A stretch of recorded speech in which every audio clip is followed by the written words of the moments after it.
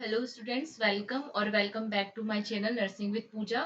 आज हम सीईटी की जो यूनिट फर्स्ट है, रिव्यू ऑफ कम्युनिकेशन प्रोसेस, वो देखने वाले हैं। उसमें हम दो टॉपिक डील करेंगे इस फर्स्ट पार्ट में, जो है process element in channel and second one is facilitator.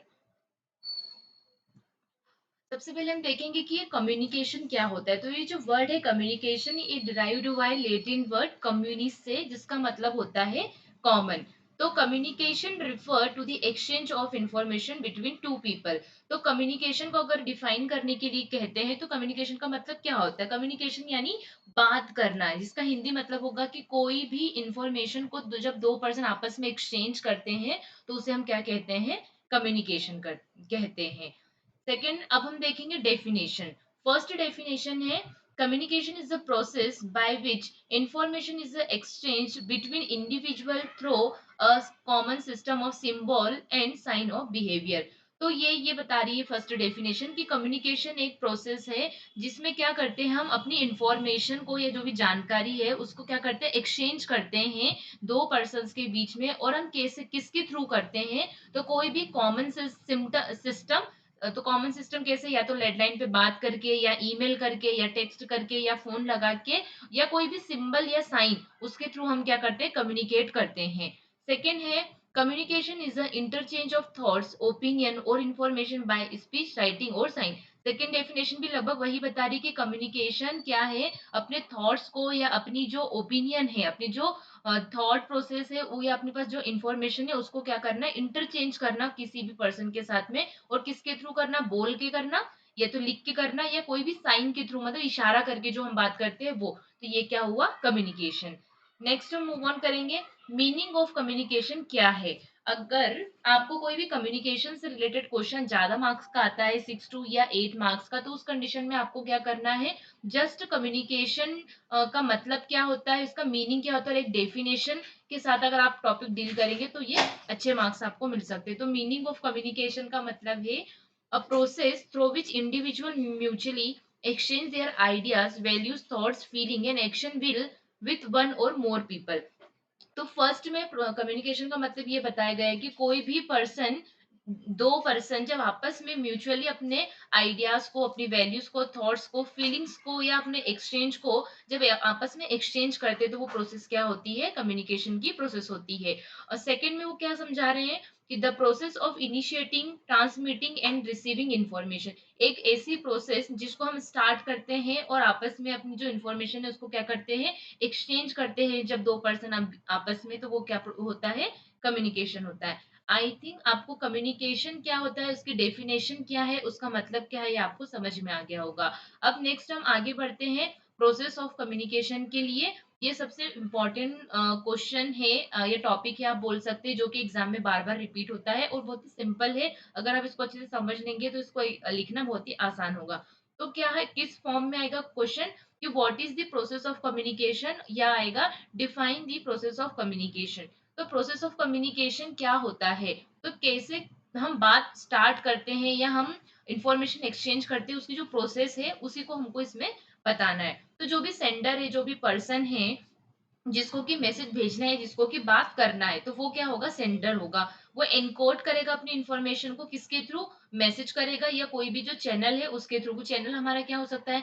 Email हो सकता है, कॉल हो सकता है, लेडलाइन हो सकता है, मोबाइल होता है, उसके थ्रू अपनी वो मैसेज है। तो वो मैसेज सेंडर है, अपने जो मैसेजेस उसको इनकोड करके कहाँ भेजेगा? चैनल के पास भेजेगा। जो चैनल है वो हमारी इंफॉर्मेशन को डिकोड करके रिसीवर तक भेजता है। जैसे आपने किसी को कॉल किया तो वो जो रिंग है वो इनकोड होके कहाँ गई? चैनल के पास। मान लो आप लेडलाइन से बात कर रहे हो, तो वो जो लेडलाइन है उस इंफॉर्मेशन को डिकोड करके रिसीवर तक कॉल रिंग के फॉर्म में, मतलब उसके पास रिंग बजेगी और रिसीवर के पास में आपका कॉल जाएगा। अब रिसीवर क्या है? या तो वो आपकी बात का फीडबैक दे भी सकता है या नहीं भी दे सकता है। तो ये जो पूरी प्रोसेस होती है बात करने की, उसको हम क्या कहते हैं? प्रोसेस ऑफ कम्युनिकेशन कहते हैं। और जो फीडबैक है वो कंपलसरी नहीं है, वो डिपेंड करता है रिसीवर के ऊपर कि उसको फीडबैक देना है ये नहीं देना। अब फीडबैक के भी हम टाइप्स लिख सकते हैं, फीडबैक पॉजिटिव भी हो सकता है, नेगेटिव भी हो सकता है। वो डिपेंड करता है रिसीवर के बिहेवियर के ऊपर, रिसीवर के ऊपर कि उसको इन्फॉर्मेशन समझ में आई है या नहीं समझ में आई है। ये सिंपल सा है प्रोसेस ऑफ कम्युनिकेशन। अगर आप ये डायग्राम बना के इन चीजों को एक्सप्लेन करके आ जाएंगे तो आपको अच्छे मार्क्स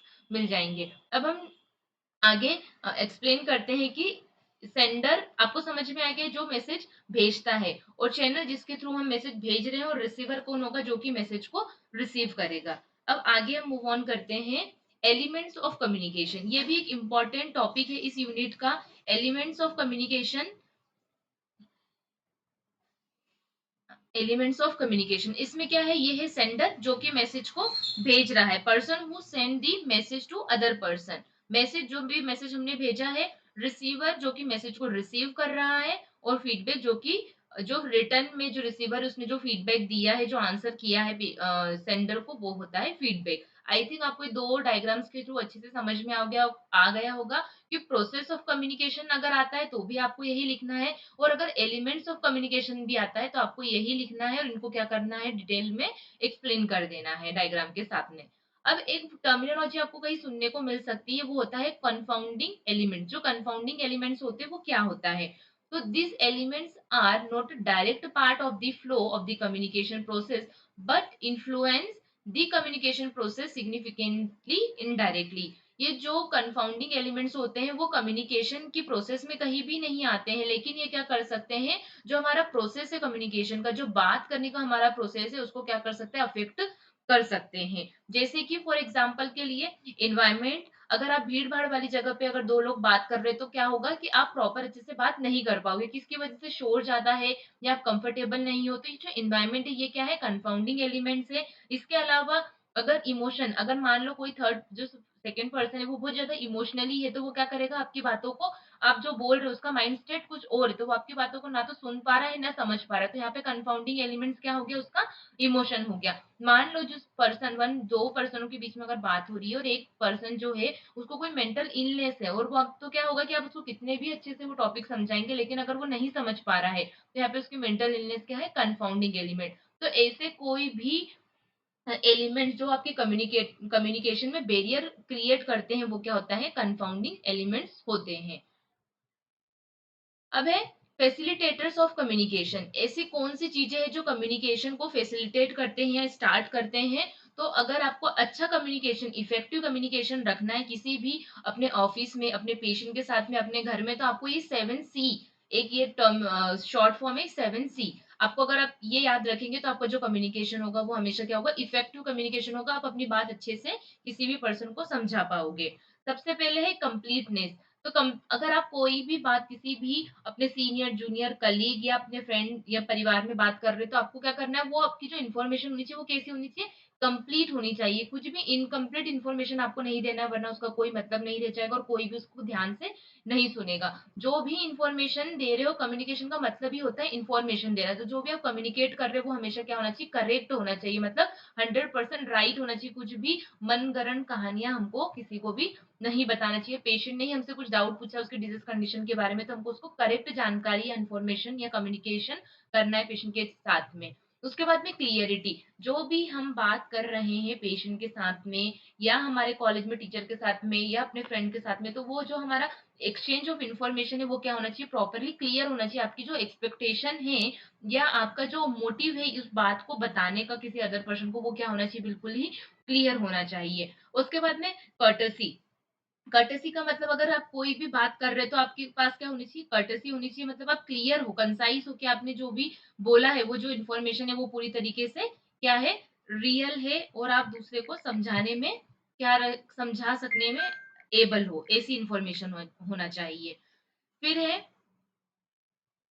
उसके बाद में कर्टेसी मतलब पूरी मैनरफुल तरीके से, पूरे क्या बोल सकते हैं, विनम्रता से, मतलब पोलाइटनेस के साथ में आपको आपकी बात को किसी के भी सामने रखते आना चाहिए। तो टीचर हो या सीनियर हो या आपके फ्रेंड्स हो या पेशेंट हो, वो आपकी बात को समझेंगे। उसके बाद में कंसिडरेशन। कंसिडरेशन का यहाँ पे मतलब है कि जो आपके थॉट्स है, जो आपकी इन्फॉर्मेशन है, वो आपको कैसे प्रोवाइड करना है, केयरफुली प्रोवाइड करना है। ठीक है, कि वो इन्फॉर्मेशन पूरी तरीके से रिलायबल हो, और क्या हो कि पेशेंट को समझ में आने वाली हो। उसके बाद में कॉन्क्रीटनेस। कॉन्क्रीटनेस का मतलब यहाँ पे स्पेसिफिक, जो भी आपको बात करनी है वो स्पेसिफिक होना है। कोई भी इन्फॉर्मेशन आपको देनी है या पेशेंट से बात करनी है, टीचर से कम्युनिकेट करना है, तो आपको क्या स्पेसिफिक होना पड़ेगा। आपको बताना पड़ेगा पेशेंट को कि आपकी सर्जरी इसलिए हो रही है।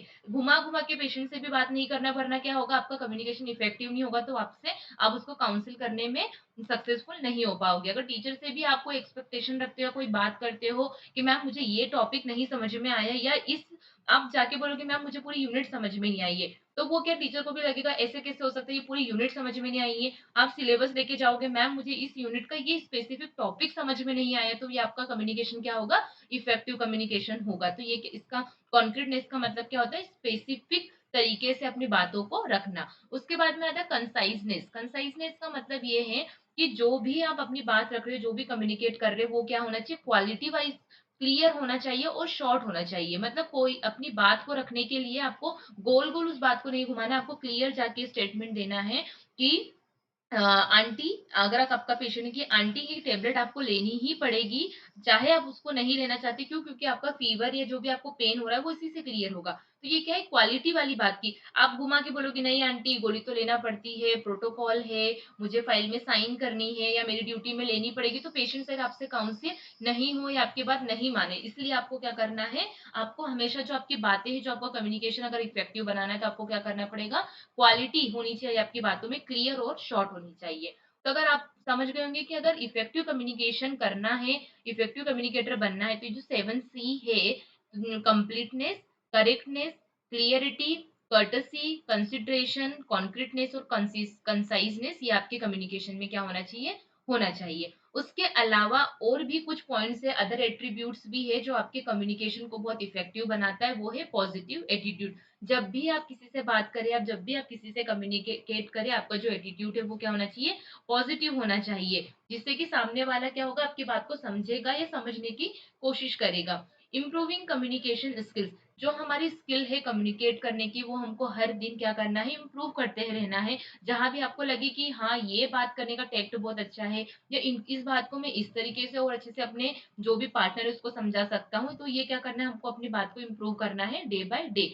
Getting feedback of communication skill, जब भी आप किसी से बात करते हैं तो आपको अपना फीडबैक जरूर लेना है। कैसे, जैसे कि पेशेंट जब हॉस्पिटल से डिस्चार्ज होता है तो मुझसे फीडबैक फॉर्म लेते हैं ना कि आपको ये हॉस्पिटल कैसा लगा, या आपके यहाँ की फैसिलिटीज कैसी लगी, वैसे ही हमारे कम्युनिकेशन का भी हम क्या ले सकते हैं, फीडबैक ले सकते हैं। कैसे ले सकते हैं, हम अपने जो भी फ्रेंड्स हैं उनसे पूछ सकते हैं कि मैंने जो आपको बात समझाई है, जो टॉपिक मैंने तुझे पढ़ाया, तो क्या तुझे समझ में आया, तो वो आपको समझाएगा कि वो आपको अपना उसका आपका फीडबैक देगा, जिससे कि आप अपने कम्युनिकेशन में क्या कर सकते हैं, इम्प्रूव कर सकते हैं। गोल ओरिएंटेड कम्युनिकेशन, आपका जो भी हमेशा भी जो भी बात होती है वो हमेशा गोल ओरिएंटेड होती है। जैसे कि हमने पहले भी सुन बताया है पहली स्लाइड में कि जो बात होती है, जो भी आप कम्युनिकेट करना चाहते हो, जो इन्फॉर्मेशन देना चाहते हो, वो उसका हमेशा कुछ ना कुछ गोल होना चाहिए। कुछ भी घुमा फिरा के हमें बात किसी से भी नहीं करना है। नेक्स्ट है मिनिमाइजिंग मिनिमाइजिंग नेगेटिव इम्पैक्ट, जितना हो सके हमें नेगेटिव इम्पैक्ट के ऊपर ज्यादा फोकस ना करते हुए पॉजिटिव इम्पैक्ट के ऊपर या पॉजिटिविटी के ऊपर बात करनी चाहिए। अगर कोई टीचर क्लास लेने के लिए आता है, तो माना कि आपको उसकी सारी चीजें समझ में नहीं आती होगी, या सारी बातें नहीं समझ में आती होगी, तो उसकी नेगेटिव चीजों को पे ना ध्यान देते हुए, ना फोकस करते हुए, हमको उसके पॉजिटिव बातों पे, पॉजिटिव जो चीज है टीचर की, उस पर ध्यान देना है। और इन केस अगर आपको उनका पढ़ाना समझ में नहीं आ रहा है, तो आप क्या कर सकते हैं, अलग से मैम के पास जाके बोल सकते हैं कि मैम मुझे ये जो टॉपिक है स्पेसिफिक करना है, कि स्पेसिफाई करना है, मैम मुझे ये टॉपिक है, या जो आपका ये पढ़ाने का तरीका है मुझे थोड़ा सा नहीं समझ में आ रहा है, तो क्या आप इसको थोड़ा सा चेंज कर लेंगे। तो टीचर का भी क्या होगा, आपके लिए पॉजिटिव एटीट्यूड है, आपका भी टीचर के लिए पॉजिटिव एटीट्यूड है, टीचर को भी फीडबैक मिल जाएगा और आपको भी समझ में आ जाएगा। तो ये क्या है, हम अपने जितने भी नेगेटिव इम्पैक्ट उसको हमको मिनिमाइज करना है during the communication with anyone.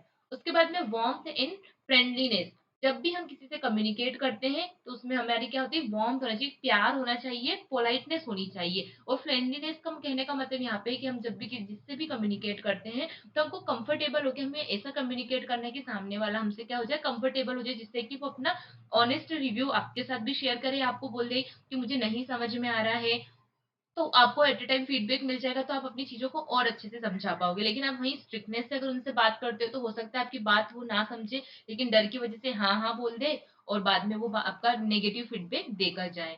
उसके बाद में आता है ओपन एंड रिस्पेक्ट। इसका मतलब ये है कि आपको किसी से भी अगर आप बात करते हो, चाहे आप सीनियर से बात करें या जूनियर से बात करें या अपने घर में बात करें, आपको रिस्पेक्ट हमेशा रखनी है। अगर आप किसी भी रिस्पेक्टफुली बात करेंगे तो वो इंडिविजुअल आपका पर्सन आपकी बात को सुनेगा। इम्पैथी, इम्पैथी कहने का मतलब ये है कि अगर मान लो कोई पेशेंट है जो कि बहुत ही लो सिचुएशन में है, उसको कोई डिजीज या उसके अटेंडर है वो जो बहुत परेशान वाली सिचुएशन में, और आपको उनसे कम्युनिकेट करना है। मान लो आपको कोई पेपर है जो साइन कराना है, अब पेशेंट या अटेंडर बहुत परेशान है, अगर आप उस समय जाके बोलेंगे कि इस पे साइन कर दो आप, मुझे तो करवानी क्योंकि मेरी शिफ्ट खत्म होने वाली है, तो ये थोड़ा सा रूड हो जाएगा। वहीं आप क्या बोल सकते हो, आई नो आंटी आप थोड़ा परेशान हो, लेकिन मुझे क्या ये पेपर पे साइन करानी है। मतलब एम्पेथेटिक होके, हमें एम्पेथेटिक होके अगर हम किसी पेशेंट से या पर्सन से बात करेंगे जिस सिचुएशन में वो है, उस सिचुएशन को समझते उससे बात करेंगे, तो उसका जो एटीट्यूड एटीट्यूड रहेगा आपके लिए क्या होगा, पॉजिटिव रहेगा, एम्पेथेटिक रहेगा। कंफर्टेबल इन्वायरमेंट, ये सबसे इम्पोर्टेंट पॉइंट हम बोल सकते हैं। वैसे सारे ही बहुत इंपॉर्टेंट पॉइंट है, लेकिन एक ये भी इम्पोर्टेंट ही सबसे इम्पोर्टेंट पॉइंट में आएगा कंफर्टेबल इन्वायरमेंट। जब भी आपको किसी से कम्युनिकेट करना है तो जो सराउंडिंग्स होनी चाहिए वो क्या होनी चाहिए, कंफर्टेबल होनी चाहिए। अगर आप किसी टीचर है, मान लो वो बहुत बिजी है और आप उसी समय गए हो, तो क्या होगा कि हो सकता है वो आपके ऊपर गुस्सा कर दे, आपकी बातों को ना समझ पाए। तो आपको क्या करना है, सिचुएशन को देखना है, उसके अकॉर्डिंग आपको अपने क्वेश्चन अराइज करना है या पूछना है या पेशेंट को ट्रीट करना है। अगर आप पेशेंट की बात करें तो पेशेंट अगर बहुत रो रहा है और आप उसी समय गए और बोलोगे कि मुझे आपका फिजिकल एग्जामिनेशन करना है, तो पेशेंट आपके साथ शायद कॉपरेट नहीं करे। लेकिन जब वो थोड़ा स्टेबल हो जाए या थोड़ा उसका पेन अगर उसको हो रहा है वो कम हो जाए, कंफर्टेबल हो जाए वो अपने एनवायरनमेंट में, जब अगर आके जाकर आप अप्रोच करोगे, उसकी हिस्ट्री पूछोगे या उसका फिजिकल एग्जामिनेशन करोगे या कोई भी प्रोसीजर जो आपको उसको परफॉर्म करना है उसको समझाओगे, तो शायद वो मान जाए। तो हमें क्या करना है, ये जब भी अगर आप हम किसी से भी कम्युनिकेट करते हैं तो ये सारे पॉइंट्स हमको क्या करना है, ध्यान में रखना है, तो हमारा जो कम्युनिकेशन होगा वो इफेक्टिव होगा। आई होप आपको ये टॉपिक समझ में आएगा। बहुत ही इजी लेकिन बहुत ही इंपॉर्टेंट टॉपिक है। सबसे पहले हमने इसमें देखा कि प्रोसेस, एलिमेंट्स और चैनल क्या है कम्युनिकेशन के, और कम्युनिकेशन को कैसे फैसिलिटेट करते हैं। तो कम्युनिकेशन वर्ड का मीनिंग हमने देखा, डेफिनेशन उसकी चेक करी है, मीनिंग ऑफ कम्युनिकेशन देखा, प्रोसेस ऑफ कम्युनिकेशन क्या है ये पूरा प्रोसेस बाय डायग्राम देखा हमने फ्लो चार्ट के थ्रू, एलिमेंट्स क्या है कम्युनिकेशन के वो हमने देखे, कंपाउंडिंग एलिमेंट्स क्या होते हैं ये हमने समझा, और फैसिलिटेटर ऑफ इफेक्टिव कम्युनिकेशन, अगर हमें इफेक्टिव कम्युनिकेशन करना है तो हमें किन बातों का जो है कि इम्पोर्टेंटली ध्यान रखना है वो हमने देखा। आई होप आपको ये टॉपिक समझ में आया होगा। इसका जो ये यूनिट फर्स्ट का जो नेक्स्ट टॉपिक है और लास्ट टॉपिक है रिव्यू ऑफ कम्युनिकेशन प्रोसेस, वो आपको इसके सेकेंड पार्ट में देखने को मिलेगा। Please like and subscribe my channel. अगर आपको कोई भी डाउट है तो आप कमेंट बॉक्स में, या कुछ नया टॉपिक पढ़ना है तो आप कमेंट बॉक्स में कमेंट करके बता सकते हैं। Thank you for watching my channel.